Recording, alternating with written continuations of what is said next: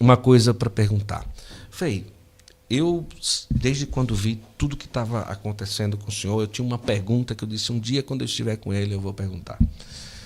A quantidade de lives, de missões, e de lugares, de atividades que o senhor faz é algo extraordinário. É uma coisa que beira um pouco aquilo que é a normalidade humana, porque nós estamos falando de madrugada, nós estamos falando de atender pessoas, nós estamos falando de estar em aeroporto. Aeroporto, o Frei não pode tirar o hábito, botar um óculos escuro, por exemplo, um boné e ir para o aeroporto. Ele não faz isso. Ele vai do jeito que ele está aqui. Então, não tem jeito. Aeroporto não tem negócio de ficar sentadinho, tomando um cafezinho, quietinho. Isso é sossego zero. Isso a gente tem que falar. É real. Tá? É isso mesmo. Né? Como que o senhor preserva uma força quando se fala de vida de oração? O que é que o Frei Gilson reza? Como que é o dia a dia de oração e tudo? E quem tem uma vida corrida, todo mundo tem uma vida corrida, qual que seria a dica para a gente preservar uma disciplina para não sair daquilo, porque saco vazio não aguenta aquilo que é a loucura do dia a dia, né? Ô Guto, essa sempre foi um problema para mim e sempre vai ser até o final da vida. A gente conseguir equilibrar Sim. a vida ativa com a vida contemplativa. Certo. Então esse sempre vai ser um problema de todos nós. E eu sempre me preocupei com isso. Eu sou carmelita e um carmelita deve priorizar a oração. Sim. A coisa mais importante da minha regra, da minha vida, é a vida de oração. E sim, quando chega essa grande demanda de apostolado, é preocupante. Teve um livro, eu me lembro que numa confissão, eu confessei que eu estava rezando pouco, pelo excesso de trabalho. Então eu lembro que numa confissão eu falei para o padre, eu quero aqui confessar um pecado. Tenho trabalhado muito para Deus, tenho evangelizado muito, só que sinto que eu deixei de rezar. Olha. Que eu não... Pela correria, você faz tanta coisa para Deus, você não reza às vezes. Aquele padre, ele me deu um conselho. Gostaria que você lesse o livro A Alma de Todo Apostolado. Não conhecia até então. Eu li o livro e aquele livro me converteu. Mudou minha visão de que o apostolado é importante, mas mais importante que apostolado é a oração. Então, a partir daquele momento, eu fiz eu mudei de rota. E graças a Deus, Guto, eu estava no início do meu ministério, assim, alcançando as redes sociais. Então era o tempo certo de eu entender que se eu me jogar no apostolado, como eu estava, frenético, ou seja, tem que evangelizar, tem que fazer isso, tem que fazer aquilo, só que sem rezar, vocês já teriam me visto cansado, angustiado, solitário, talvez falando algumas doenças que eu podia ter adquirido.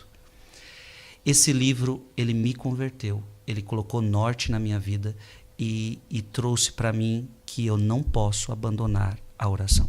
Por exemplo, esse livro, que inclusive eu já fiz direção, eu já fiz programa na Canção Nova com ele, ele tem uma célebre frase de São Bernardo de Claraval: malditas ocupações que te tiram de Deus. Uau. E São Bernardo de Claraval está falando de coisas sagradas, um compromisso santo, um compromisso de evangelização. Mas se esse compromisso de evangelização, tudo que você faz te impede de estar no sacrário, te impede de estar com Deus, maldita ocupação.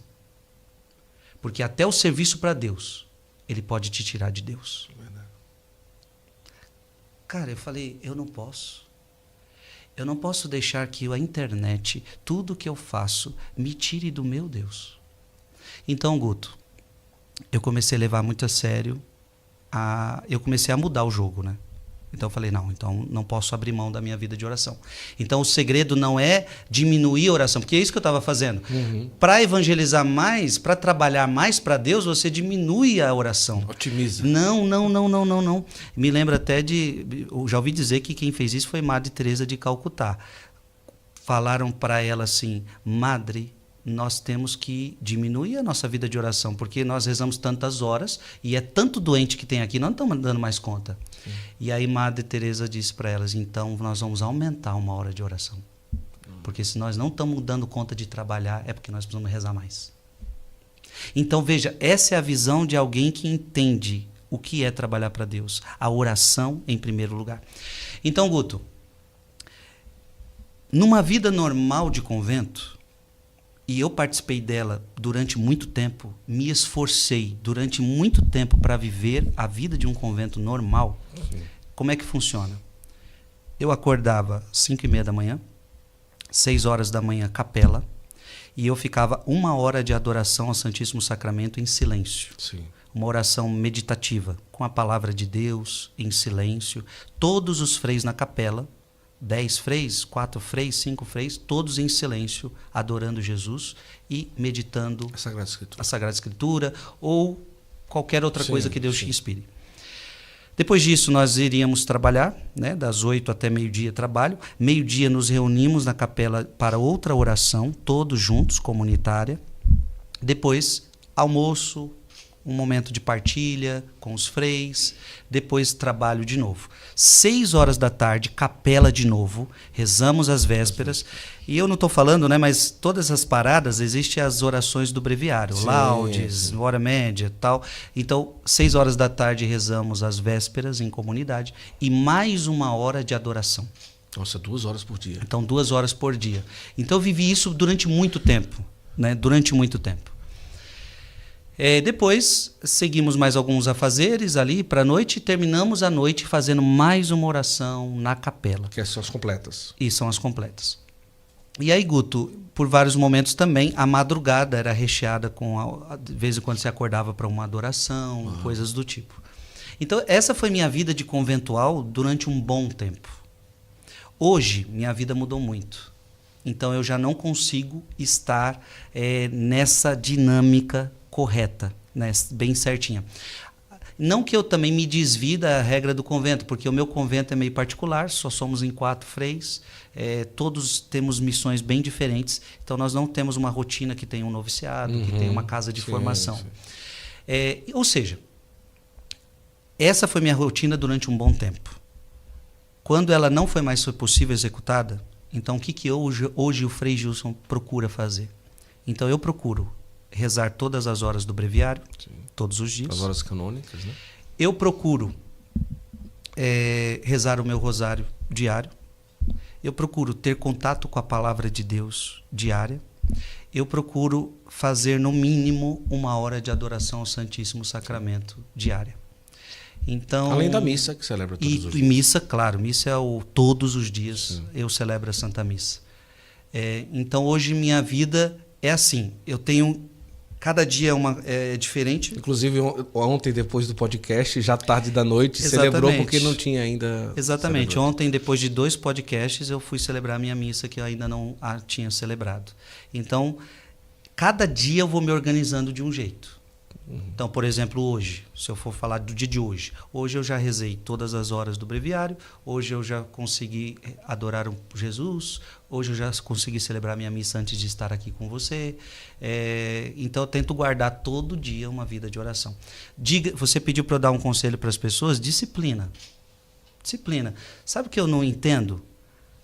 As pessoas têm hora para ir para o trabalho, elas vão.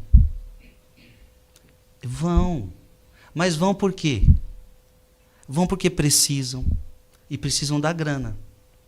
Porque se falasse, não precisa trabalhar não, o dinheiro vai chegar na sua casa, opa, ia ficar em casa. Mas você vai trabalhar por quê? Porque você precisa trabalhar, você precisa daquela grana, você precisa daquele dinheiro, você precisa sustentar a sua família.